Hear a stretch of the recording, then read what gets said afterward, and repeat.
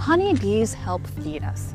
In the US, they are key pollinators for an array of crops like almonds, apples, and blueberries. But as heat waves and extreme heat intensify, these hardworking critters are being pushed to their limits.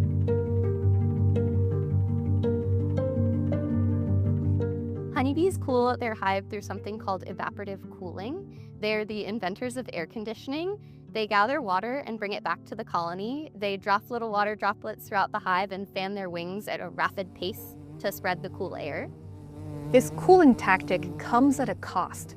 Every hour spent fanning is an hour not spent pollinating. The problem is when it's really hot outside and they're having to expend all of this energy to cool the colony down, they are consuming their own resources, their own honey, and they're not out collecting more honey or doing the services that we need, like pollination. Honeybees aren't alone. Other pollinators, like butterflies and moths, are struggling too. In 2025, a study in Science magazine reported the number of butterflies in the United States had fallen by 22% in the 21st century, likely due to habitat loss and climate change. We need bees, butterflies, and other animal pollinators to put around 30% of the food on our tables. Our diets would be very bland. You see all of those fruits and vegetables and all of that color, that's there because of the hard work of honeybees and other native bees as well. The heat itself is one problem for a honeybee hive, but it invites another in the form of parasites.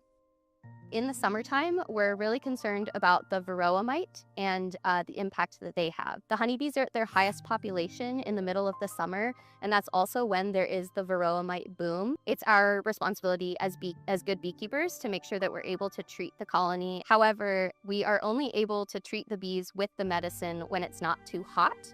Otherwise, the efficacy of the medication will not work. So hot summers can be rough for the bees, but abnormal warm weather can throw their winters too. Barry says that's what happened last December where she lives in Georgia. We had 75 degrees. So I actually saw butterflies flying and emerging, and I saw bees waking up and flying. And there's no food because there's no flowers in December. Everything gets out of sync. Our blooming plants bloom either too early and the bees are not there yet, or they're too late and the bees, have already come and gone. So what can people do to protect the bees? Something that anyone can do to support the honeybees in the middle of the summer is to make sure that you provide them with some water sources as well as native plants that will bloom in different seasons so that they always have a source for food. We need to take care of our environment and do whatever necessary to try to reduce how rapid climate change is occurring so that we can hopefully protect ourselves and protect our pollinators.